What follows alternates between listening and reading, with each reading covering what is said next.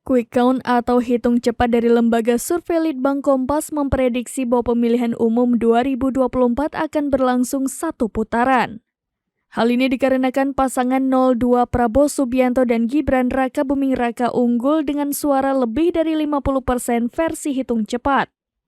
Dikutip dari kompas.id, hal ini diungkapkan oleh pemimpin redaksi harian Kompas Suta Dharma Saputra pada Rabu 14 Februari 2024 pukul 15.50 waktu Indonesia Barat.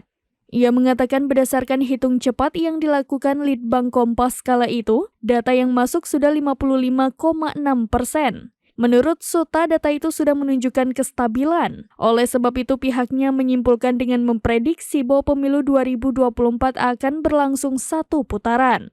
Di mana dengan hasil Prabowo Gibran unggul dari dua paslon lainnya pada Rabu 14 Februari 2024 sore pukul 15.50 waktu Indonesia Barat. Hitung cepat yang dilakukan Litbang Kompas mencakup 2.000 TPS sebagai sampel. Namun Suta juga mengingatkan bahwa hasil rekapitulasi suara tetap harus menunggu proses rekapitulasi KPU, di mana hal itu akan berlangsung selama 20 Februari hingga 21 Maret 2024 mendatang.